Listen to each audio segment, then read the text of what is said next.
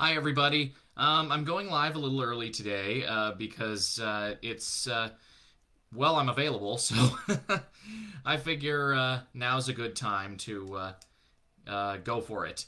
And it's the last chapter of Christmas Carol. I hope that you've enjoyed revisiting it with me.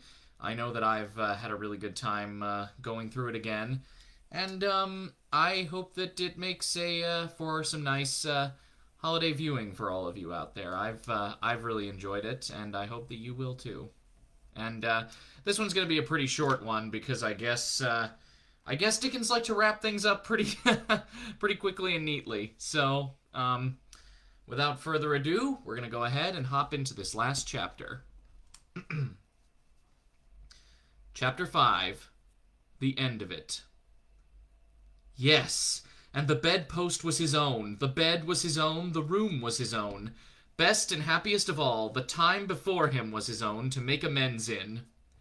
"I will live in the past, the present, and the future," Scrooge repeated as he scrambled out of bed. "The spirits of all three shall strive within me.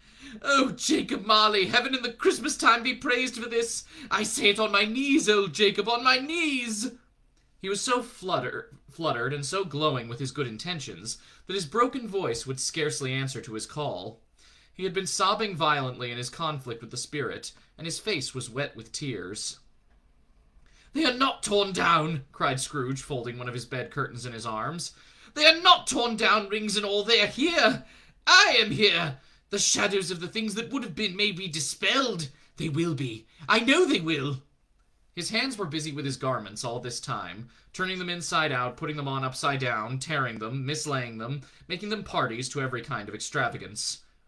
"I don't know what to do," cried Scrooge, laughing and crying in the same breath, and making a perfect Laocoon of himself with his stockings.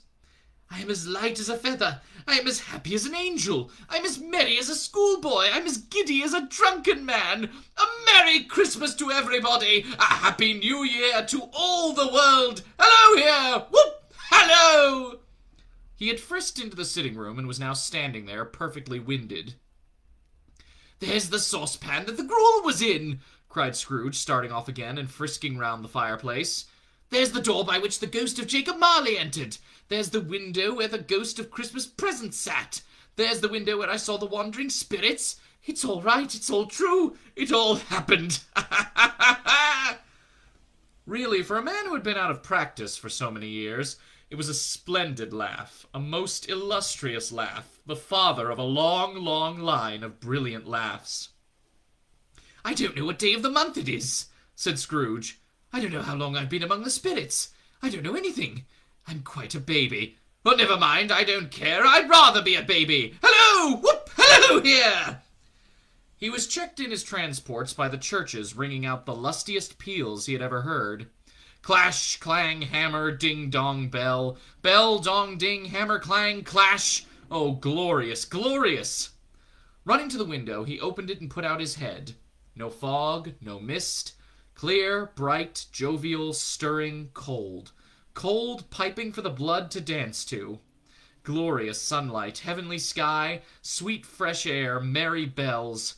Oh, glorious, glorious! "What's today?" cried Scrooge, calling downward to a boy in Sunday clothes, who perhaps had loitered in to look about him. "Eh?" returned the boy with all his might of wonder. "What's today, my fine fellow?" said Scrooge.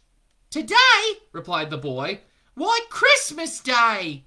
"It's Christmas Day!" said Scrooge to himself. "I haven't missed it. The spirits have done it all in one night. They can do anything they like. Of course they can. Of course they can. Hello, my fine fellow." "Hello," returned the boy. "Do you know the poulterers in the next street but one at the corner?" Scrooge inquired. "I should hope I did," replied the lad. "An intelligent boy," said Scrooge. "A remarkable boy. Do you know whether they've sold the prize turkey that was hanging up there? Not the little prize turkey, the big one." "What, the one as big as me?" returned the boy. "What a delightful boy," said Scrooge. "It's a pleasure to talk to him. Yes, my buck." "It's hanging there now," replied the boy. "Is it?" said Scrooge.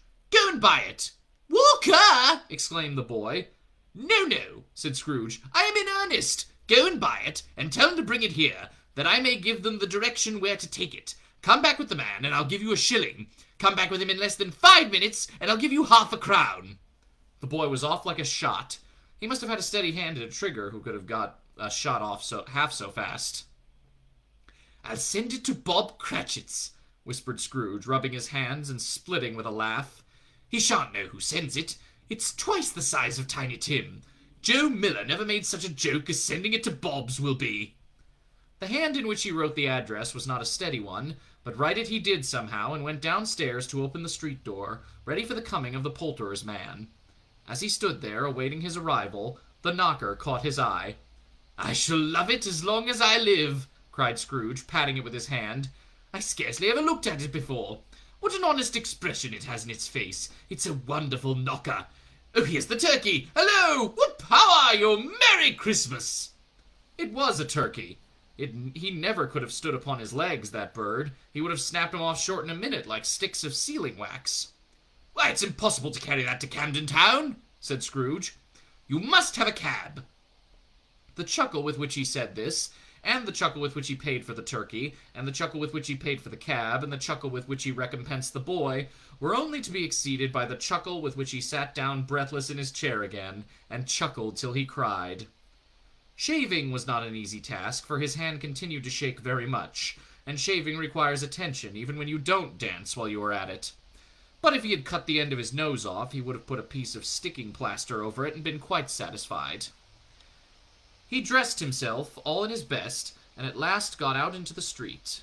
The people were by this time pouring forth, as he had seen them with the ghost of Christmas present, and walking with his hands behind them, Scrooge regarded everyone with a delighted smile.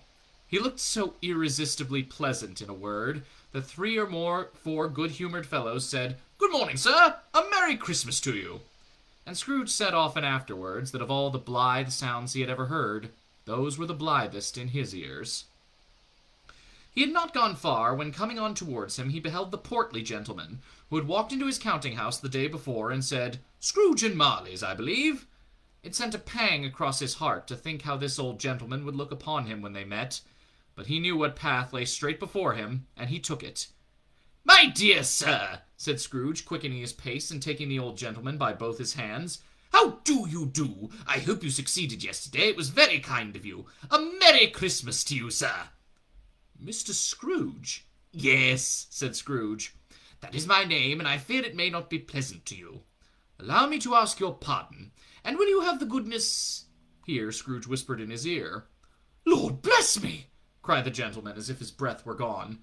"My dear Mr. Scrooge, are you serious?" "If you please," said Scrooge. "Not a farthing less. A great many back payments are included in it, I assure you. Will you do me that favour?" "My dear sir," said the others, shaking hands with him, "I don't know what to say to such "Don't say anything, please," retorted Scrooge. "Come and see me. Will you come and see me?" "I will," cried the old gentleman, and it was clear he meant to do it. "Thank ye," said Scrooge. "I am much obliged to you. I thank you 50 times. Bless you." He went to church and walked about the streets and watched the people hurrying to and fro, and patted children on the head and questioned beggars, and looked down into the kitchens of houses and up to the windows, and found that everything could yield him pleasure. He had never dreamed that any walk, that anything, could give him so much happiness. In the afternoon he turned his steps towards his nephew's house. He passed the door a dozen times before he had the courage to go up and knock. But he made a dash, and did it. "Is your master at home, my dear?" said Scrooge to the girl. Nice girl, very. "Yes, sir." "Where is he, my love?" said Scrooge. "He's in the dining room, sir, along with mistress. I'll show you upstairs, if you please." "Thank ye. He knows me," said Scrooge, with his hand already on the dining room lock. "I'll go in here, my dear." He turned it gently and sidled his face in round the door. They were looking at the table, which was spread out in great array, for these young housekeepers are always nervous on such points and like to see that everything is right. "Fred!" said Scrooge. Dear heart alive, how his niece by marriage started! Scrooge had forgotten for the moment about her sitting in the corner with the footstool, or he wouldn't have done it on any account. "Why, bless my soul!" cried Fred. "Who's that?" "It's I, your Uncle Scrooge. I've come to dinner. Will you let me in, Fred?" "Let him in? It is a mercy he didn't shake his arm off. He was at home in 5 minutes. Nothing could be heartier.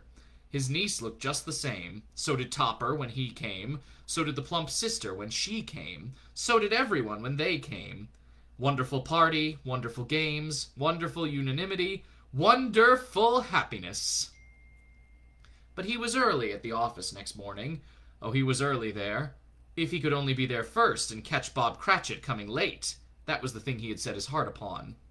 And he did it. Yes, he did. The clock struck 9. No Bob. 1:15. No Bob. He was a full 18 minutes and a half behind his time. Scrooge sat with the door wide open, that he might see him come into the tank. His hat was off before he opened the door, his comforter too.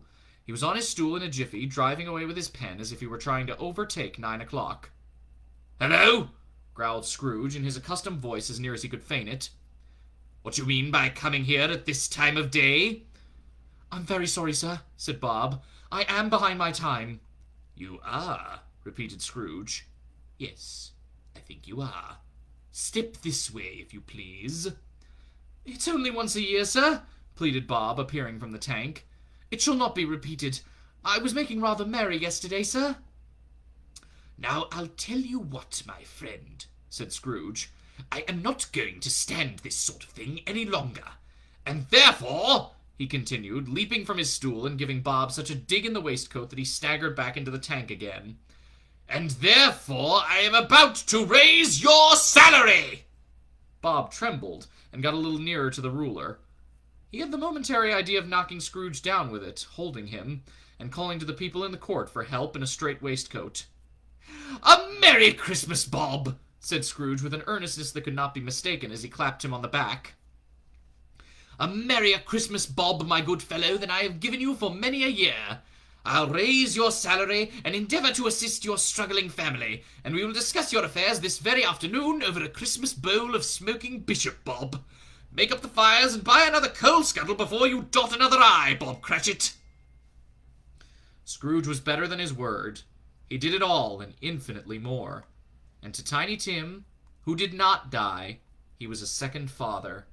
He became as good a friend, as good a master, and as good a man as the good old city knew, or any other good old city, town, or borough in the good old world. Some people laughed to see the alteration in him, but he let them laugh, and little heeded them, for he was wise enough to know that nothing ever happened on this globe, for good, at which some people did not have their fill of laughter in the outset. And knowing that such as these would be blind anyway, he thought it quite as well that they should wrinkle up their eyes in grins, and have the malady in less attractive forms. His own heart laughed, and that was quite enough for him. He had no further intercourse with spirits, but lived upon the total abstinence principle ever afterwards. And it was always said of him that he knew how to keep Christmas well, if any man alive possessed the knowledge. May that be truly said of us, and all of us. And so, as Tiny Tim observed, God bless us, every one. And there we have it. That's Charles Dickens' A Christmas Carol. As I said, I knew this one was going to be pretty short, so I hope you've enjoyed this journey with me. And I hope you have a very Merry Christmas, a Happy New Year, and a very safe and very careful holiday season. All right, everyone. See you in